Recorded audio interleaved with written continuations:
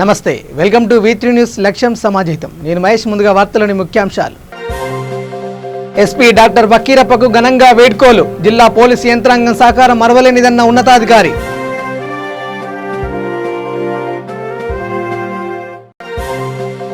ప్రకృతి రమణీయతకు అద్దం పడుతున్న విశాఖ ఏజెన్సీ కనువిందు చేస్తున్న మంచు తెరలు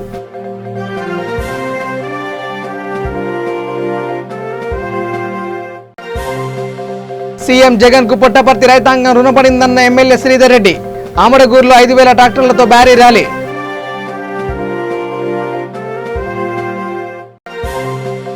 అక్రమంగా తరలిస్తున్న కర్ణాటక మద్యం స్వాధీనం కనెకల్ వద్ద పట్టుకున్న పోలీసులు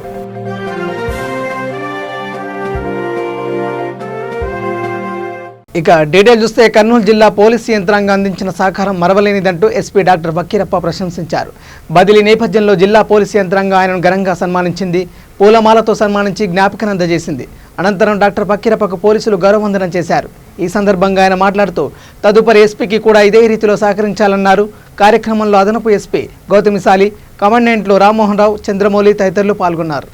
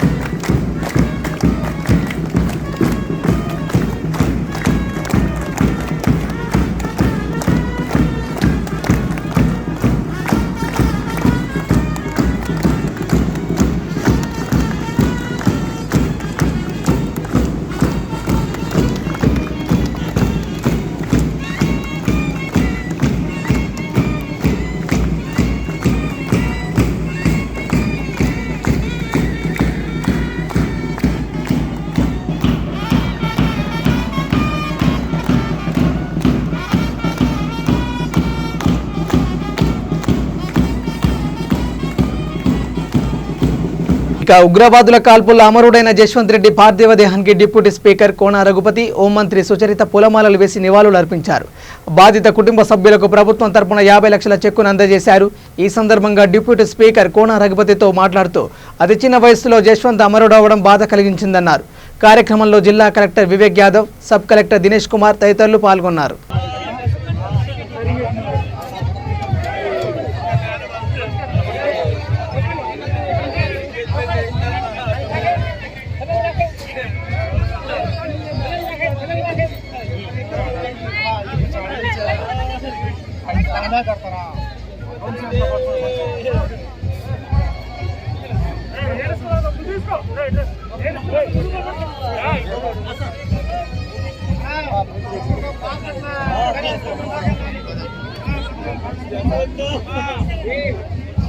సహాయమైన ఎంతో స్ఫూర్తిదాయకం.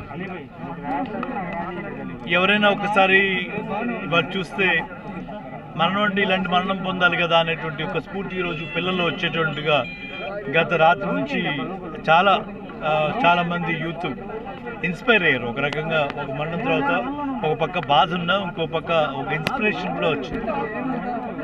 చావు అనేది ఏదో ఒక రోజు ఏదో ఒక రూపంలో వస్తుంది. ఈరోజు దేశం కోసం చనిపోయాం అనేది చనిపోవడం చాలా గొప్పగా ఫీల్ అవుతున్నటువంటి పరిస్థితి వల్ల ఈ తరానికి అందించినటువంటి జశ్వంత్ రెడ్డి చిరస్మరణీయుడు. ఆ కుటుంబం అటువంటి పిల్లల్ని కన్నటువంటి ఆ కుటుంబం కూడా మరి చాలా వాళ్ళని గొప్పగా మనం గౌరవించుకోవాలని చెప్పి దేశానికి ఒక మంచి యువకుడిని దేశ రక్షణ కోసం పంపించినటువంటి ఆ తల్లి ఎప్పుడు కూడా గుర్తుంచుకునే విధంగా ఉంటుందని చెప్పి తెలియజేస్తుంది. బాధాకరమైనప్పటికీ కూడా ఈరోజు మరి ముఖ్యంగా రక్షణ రంగంలో ఇలాంటి యువకులు ఎంతోమంది ఉండి వారి యొక్క ప్రాణాలు బలిదానం చేస్తూ ఈరోజు మన యావత్ భారతదేశాన్ని రక్షిస్తూ ఉండడం, వారు అక్కడ కంటికి రెప్పల్లాగా మన భారతమాతను కాపాడుతూ ఉన్నప్పుడు మనమందరం కూడా ఇక్కడ ప్రశాంతంగా బతకగలుగుతూ ఉన్నాం. మరి అనేక మంది ముష్కర ముక్కలు వచ్చినప్పుడు వారిని సమర్థవంతంగా ఎదురొడ్డి ఈరోజు ప్రాణాలను కోల్పోయి వీరమరణం పొందినటువంటి అలాంటి అమర వీరుని అందించినటువంటి ఆ కుటుంబానికి ప్రత్యేకంగా మనందరి తరఫున కూడా మనం రుణపడి ఉండాల్సినటువంటి అవసరం ఉంది. ఎందుకంటే ఈరోజు అతను 23 సంవత్సరాల వయసులోనే మరి ఈరోజు భారతదేశం కోసం తన ప్రాణాలను అర్పించడం అన్నది నిజంగానే ప్రతి ఒక్క సైనికుడు కూడా అనుకుంటూ ఉంటాడు. వీరమరణం పొందడం అన్నది చాలా గొప్ప అదృష్టం. మరి అలాంటి మరణాన్ని పొందినటువంటి చిన్న వయసులో 23 సంవత్సరాలకు మరణించినటువంటి యశ్వంత్ రెడ్డి నిజంగా అమరుడు అని చెప్పడంలో ఏమాత్రం సందేహం లేదు. మరి అలాంటి బిడ్డను మన సమాజానికి అందించినటువంటి ఆ తల్లిదండ్రులు వారి యొక్క గుండె కోతను అణుచుకుంటూ కూడా మరి ఆ బిడ్డను సైన్యానికి అప్పచెప్పి ఈ విధంగా బిడ్డను కోల్పోయి వారు ఎంతో వేదనతో ఉండడం జరిగింది. ముఖ్యమంత్రి జగన్మోహన్ రెడ్డికి పుట్టపర్తి రైతాంగం జీవితాంతం రుణపడి ఉంటుందని ఎమ్మెల్యే దుద్దుకుంట శ్రీధర్ రెడ్డి పేర్కొన్నారు. పుట్టపర్తి నియోజకవర్గంలోని 193 చెరువులను కృష్ణా జలాలతో నింపుతామని ప్రజా సంకల్ప పాదయాత్రలో ఇచ్చిన హామీని నెరవేర్చారంటూ ప్రశంసించారు. ఈ నేపథ్యంలో 5,000 ట్రాక్టర్లతో భారీ ర్యాలీ నిర్వహించారు. ఆమడగూరులోని చౌడేశ్వర ఆలయం వద్ద వైఎస్ఆర్ విగ్రహానికి పూలమాలలు వేసి నివాళులు అర్పించారు.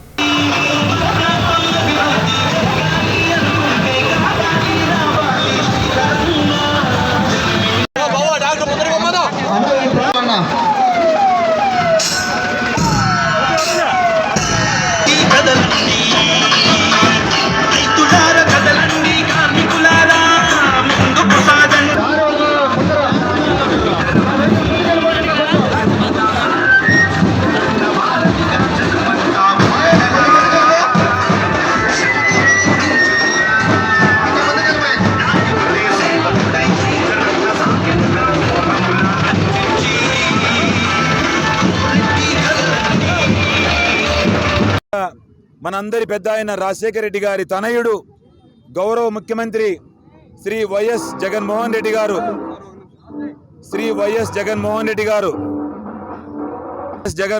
గారు 2017 సంవత్సరం మారాల రైతు సదస్సులో పాదయాత్రలో భాగంగా 2017 సంవత్సరం డిసెంబర్ 19వ తారీఖున మారాల రైతు సదస్సులో పుట్టపర్తి యావత్ రైతులు ఆ రోజు జగన్మోహన్ రెడ్డి గారికి వినతి పత్రం ఇవ్వడం జరిగింది. ముఖ్యంగా 2019 సంవత్సరం గౌరవ జగన్మోహన్ రెడ్డి గారు ఆ రోజు నల్లమాడ బహిరంగ సభలో 193 చెరువులు నింపే బాధ్యత నాది అని చెప్పి ఆ రోజు జగన్మోహన్ రెడ్డి గారు చెప్పడం, ఈరోజు అది వాస్తవ రూపం దాల్చి జీవో నెంబర్ 36/9/7/2021 సంవత్సరం అంటే నిన్నటి రోజున జీవో నెంబర్ 36 రిలీజ్ చేస్తూ 193 చెరువులకు 864 కోట్ల రూపాయలతో పరిపాలన అనుమతులు ఇచ్చినటువంటి గౌరవ ముఖ్యమంత్రి జగన్మోహన్ రెడ్డి గారికి పుట్టపర్తి యావత్ ప్రజానికం తరపున కృతజ్ఞతలు తెలియజేసుకుంటూ ఈరోజు ఈ సంఘీభావంగా జగన్మోహన్ రెడ్డి గారు మాకు ఇచ్చినటువంటి ఇది మా కళ, నిజంగా కళనే అని చెప్తా ఉన్నాను. ఎందుకంటే పూర్తిగా వెనకబడిన మండలాలు, మా మండలాల నుంచి పూర్తిగా రైతాంగం వలసలు పోయి ఇబ్బందులు పడుతూ ఉన్నారు. ఈ కళ నెరవేరబోతా ఉంది. అతి కొద్ది మాసాల్లోనే నెరవేరబోతా ఉంది. కాబట్టి పరిపాలన అనుమతులు ఇచ్చినటువంటి మా గౌరవ ముఖ్యమంత్రి జగన్మోహన్ రెడ్డి గారికి యావత్ పుట్టపర్తి ప్రజానికం తరపున రైతాంగం తరపున కృతజ్ఞతలు తెలియజేసుకుంటూ ఈరోజు ఈ సంఘీభావ ట్రాక్టర్ ర్యాలీకి ముందుకు నడపాల్సిందిగా కోరుకుంటున్నాను. ప్రకృతి రమణీయతకు విశాఖ ఏజెన్సీ అద్దం పడుతుంది. సరికొత్త సోయాగాలకు నిలయంగా మారింది. పచ్చని కొండల్ని పెనవేసుకుపోయిన మంచు తెరలు కనువిందు చేస్తున్నాయి. ధవల కాంతులతో మెరిసిపోయే జలపాతాలు సెలయేళ్లు అడుగడుగున అలరిస్తున్నాయి. సూర్యోదయం నుంచి సాయం సంధ్యావేళ వరకు ప్రకృతి ఆవిష్కరించే అందాలు పర్యాటకుల్ని పరవశింపజేస్తున్నాయి.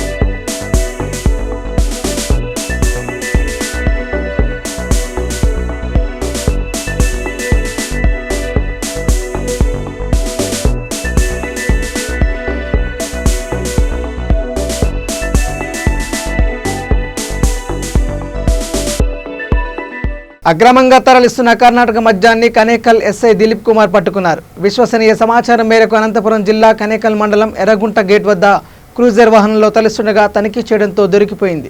ఓ నిందితుని అదుపులోకి తీసుకోగా మరో ఇద్దరు పరారయ్యారు. కేసు విచారణలో ఉంది. ఈరోజు ఉదయం సుమారు 5 గంటల సమయంలో రాబడిన విశ్వసనీయ సమాచారం మేరకు నేను నా సిబ్బందితో కలిసి ఎర్రగుంట గ్రామంలో రైడ్ చేసి 29 బాక్సుల కర్ణాటక అక్రమ మద్యాన్ని స్వాధీనం చేసుకున్నాము.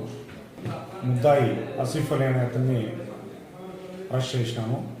అతనితో పాటు మరో ఇద్దరు పోతన్న ఎర్రన్న అనే ఇద్దరు ఎర్రగుంట వాసులు, వాళ్ళిద్దరూ మా దగ్గర నుంచి తప్పించుకొని పోయారు. వాళ్ళని అరెస్ట్ చేయాల్సింది. ఈ కర్ణాటక లిక్కర్తో పాటు 29 బాక్సుల కర్ణాటక హేవర్స్ చీజ్ విస్కీ 90 ml ప్యాకెట్లు, మొత్తం 2784 టెట్రా ప్యాకెట్లు 90 ml సీజ్ చేయడం జరిగింది. తీసుకొస్తున్నటువంటి వాహనం తుఫాన్ వెహికల్ని కూడా సీజ్ చేయడం జరిగింది. అందరికీ తెలియజేయడం ఏమనగా అక్రమ మద్యాన్ని ఎవరైనా ఊర్లో గ్రామాల్లో అమ్మి ప్రజల ఆరోగ్యానికి హాని కలిగిస్తే చట్టపరమైన చర్యలు తీసుకుంటారు. రాజమండ్రిలోని మార్కండేయ స్వామి ఘాట్ వద్ద రాజమహేంద్రి గోదావరి పరిరక్షణ సమితి ఆవిర్భవించింది. కార్యక్రమానికి ముఖ్య అతిథిగా ఎమ్మెల్సీ మోసేను రాజు హాజరయ్యారు. ఈ సందర్భంగా ఆయన మాట్లాడుతూ చారిత్రక నేపథ్యం కలిగిన రాజమహేంద్రవరంలో సువర్ణాక్షరాలతో లిఖించదగిన ఈ కార్యక్రమం ప్రారంభమైందన్నారు. సమితి చైర్మన్ విశ్వేశ్వరరెడ్డి మాట్లాడుతూ ఈ సంఘంలో ఎవరికైనా సభ్యత్వం ఉచితమన్నారు. అనంతరం రాజమహేంద్రవరంలోని 150 మంది సాధువులకు అన్నదానం చేశారు. కార్యక్రమంలో వైసీపీ రూరల్ కోఆర్డినేటర్ నాగేశ్వరరావు, అధికార ప్రతినిధి సాగర్, రామచంద్రారావు పాల్గొన్నారు. రాజమహేంద్రవరం అనేది చాలా పవిత్రమైనటువంటి ప్లేసు.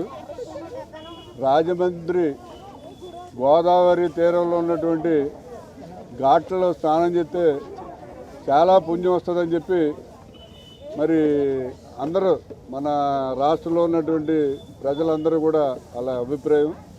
ఏదైతే కోటిలింగాల రేవు ఉందో అక్కడ స్నానం చేస్తే దక్షిణ కాశీగా పేరున్న ఈ కోటిలింగాలకే మరి అక్కడ స్నానం చేసినట్లయితే మనం స్వర్గలోకానికి వెళ్తామని చెప్పి అందరూ కూడా చాలా భావించేటువంటి పవిత్రమైన ప్లేసు కోటిలింగాల రేవు. మరి వేళ రాజమండ్రిలో ఘాట్లో చూసినట్లయితే కోటిలింగాల రేవుకి వెళ్తే అక్కడ స్నానం చేయాలనుకుంటే కనీసం కాళ్ళు కడుక్కోవడానికి కూడా వీలు లేని పరిస్థితి ఉంది. ఈ రేవుల్ని శుభ్రం చేసి పవిత్రత చేకూర్చాలనే ఉద్దేశంతో మరి రాజమహేంద్రి గోదావరి పరిరక్షణ సమితి అని చెప్పి మనం ఏర్పాటు చేయడం జరిగింది.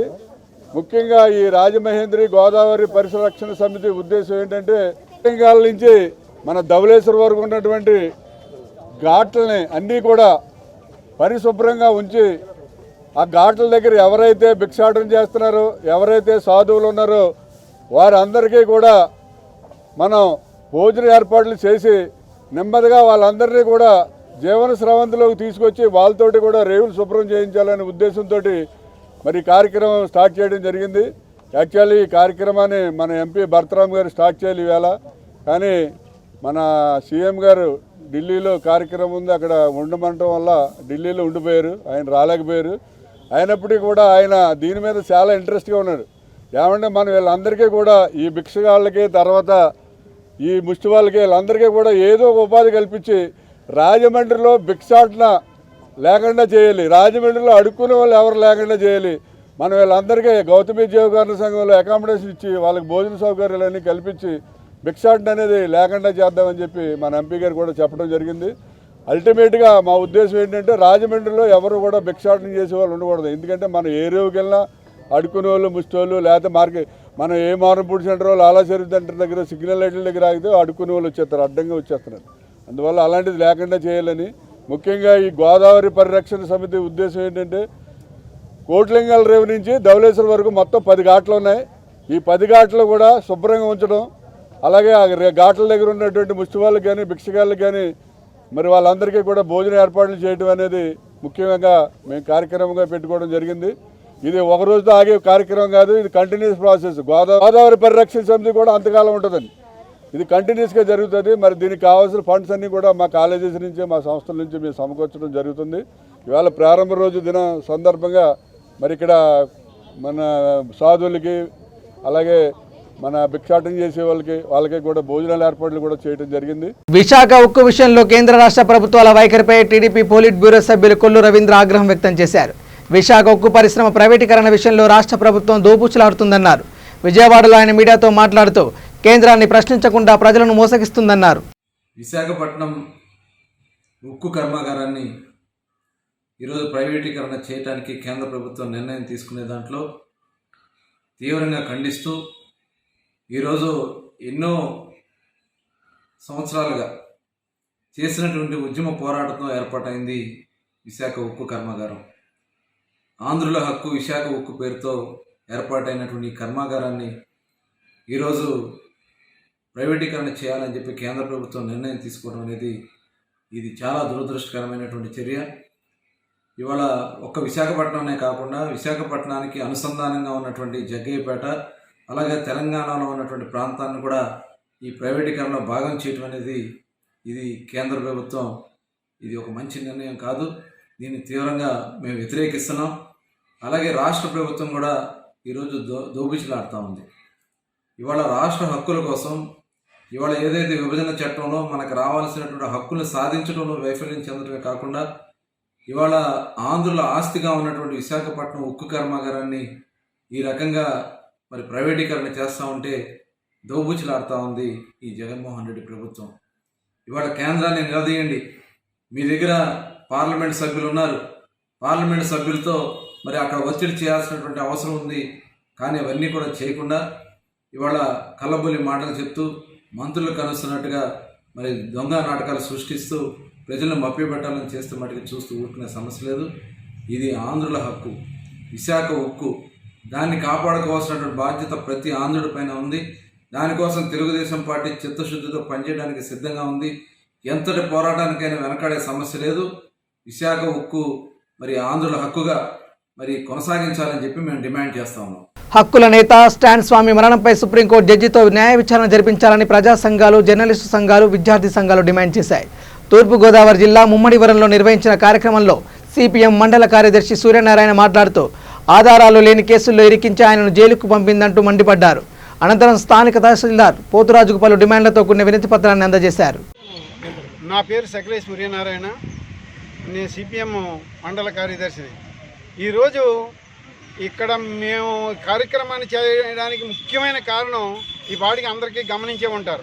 ఎందుచేతనంటే స్టాన్ స్వామి ఆయన గిరిజన హక్కుల నేత. ఆయన మొత్తం గిరిజన హక్కుల కోసమే కాకుండా సామాజికవేత్త, సమాజంలో జరుగుతున్నటువంటి అనేక రుగ్మతలను బయటికి తీసినటువంటి ప్రముఖ జర్నలిస్ట్ కూడా. అలాంటి జర్నలిస్ట్ని గోరంగం గొడవల్లో ఈయన పాత్ర ఉందని చాలా అన్యాయంగా ఉపా చట్టం ప్రయోగించి అరెస్ట్ చేయడం చాలా దారుణం. అరెస్ట్ చేసిన తర్వాత ఆయన కనీసం ఎలాంటి ఆధారం చూపించలేదు. అయినప్పటికీ బెయిల్ మంజూరు కాకుండా ప్రభుత్వం అడుగడుగును అడ్డుపడుతుంది. అందులోనే అనారోగ్యాన్ని పాలై మరి వైద్యం అయినప్పటికీ కూడా వైద్యం చేయించకుండా ఆయన మృతికి కారణమైనటువంటి ఈ ప్రభుత్వం హత్యగానే దీన్ని గమనిస్తున్నాం. ఈ ప్రభుత్వం చేసిన హత్యలు, ఈ ఉపా చట్టం కావచ్చు, దేశద్రోహ నేరం పేరుతో అనేక మందిని, హక్కుల నేతల్ని, లేదా ప్రజలకు అండదండలుగా నిలబడుతున్నటువంటి అనేక మంది నాయకుల్ని మరి అరెస్టులు చేసి జైలు పంపించి వాళ్ళకి ఏ విధమైనటువంటి బెయిల్ మంజూరు కాకుండా చేస్తానంటే ఈ ప్రభుత్వ హత్యలు అనేకం చేస్తాం. అందులో ప్రధానమైంది మరి స్టాన్ స్వామిని హత్య చేయడం లాంటిది మేము అని భావిస్తున్నాం. కాబట్టి ఇలాంటి దుర్మార్గమైన హత్యల్ని ప్రభుత్వం పట్టించుకోవడం లేదు. ఇప్పటికైనా న్యాయ వ్యవస్థ లేకపోతే మరి కేంద్ర న్యాయశాఖ స్పందించి దీని మీద ప్రస్తుతం ఉన్నటువంటి న్యాయమూర్తి చేత, సుప్రీంకోర్టు జడ్జి చేత విచారణ జరిపించాలని మేము డిమాండ్ చేస్తూ ఉన్నాం. మరి ప్రభుత్వం దిగిరాకపోయినట్లయితే ఎప్పటికైనా ఈ ప్రభుత్వం అంతం తప్పదు. ఇలాంటి మూర్ఖత్వమైనటువంటి ఈ మొండి ప్రభుత్వాన్ని మరి సాగనంపాల్సిన పరిస్థితులు భవిష్యత్తులో వస్తున్నాయని ఈ సందర్భంగా తెలియజేస్తూ అందరికి ధన్యవాదాలు తెలియజేస్తాను. పలమనేరు మండలం లారీ డ్రైవర్ హత్యకు గురయ్యాడు. మృతుడిని బాగాయం గ్రామానికి చెందిన దేవరాజుగా గుర్తించారు. తమిళనాడు నుంచి పాలు తీసుకొని సముద్రపెల్లి వద్ద ఉన్న ఓ డైరీలో అప్పగించాడు. అనంతరం తిరిగి వస్తుండగా కోతిగుట్ట వద్ద లారీకి కారును అడ్డం పెట్టారు. అనంతరం డ్రైవర్ దేవరాజును కత్తులతో నరికి పారిపోయారు. పోలీసులు మృతదేహాన్ని ప్రభుత్వ ఆసుపత్రికి తరలించారు.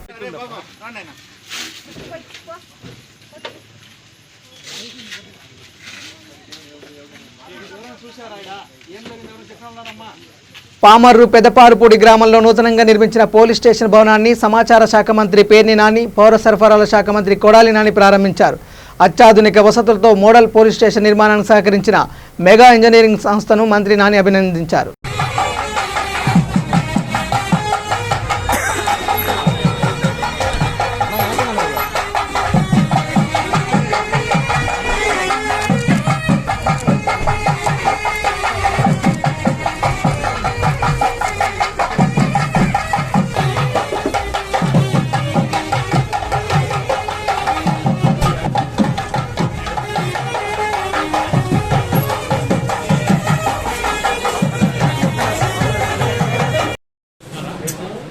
भैया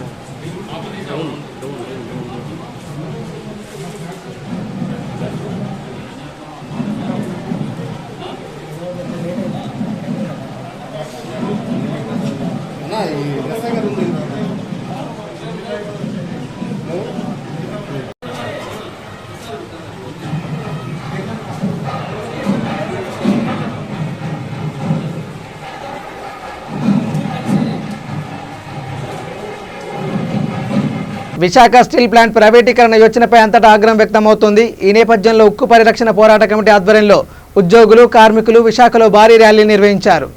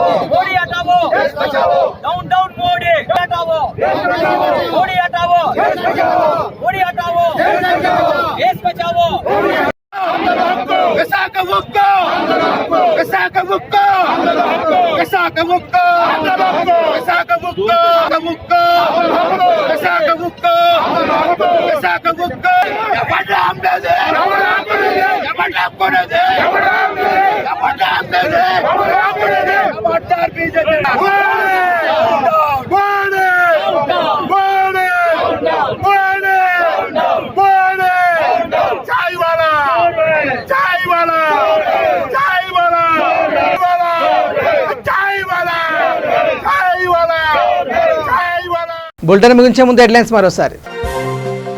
ఎస్పీ డాక్టర్ బకీరప్పకు ఘనంగా వేడ్కోలు. జిల్లా పోలీసు యంత్రాంగం సహకారం మరవలేనిదన్న ఉన్నతాధికారి.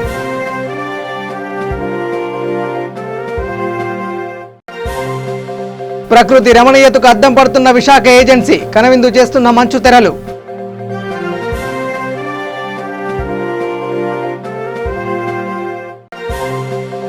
సీఎం జగన్ కు పుట్టపర్తి రైతాంగం రుణపడిందన్న ఎమ్మెల్యే శ్రీధర్ రెడ్డి. ఆమడగూరులో 5,000 ట్రాక్టర్లతో భారీ ర్యాలీ.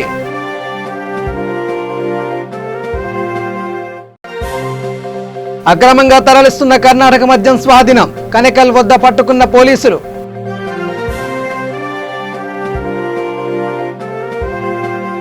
ఇవి bulletin updates. Keep watching V3 news. లక్ష్యం సమాజైతే. నమస్కారం.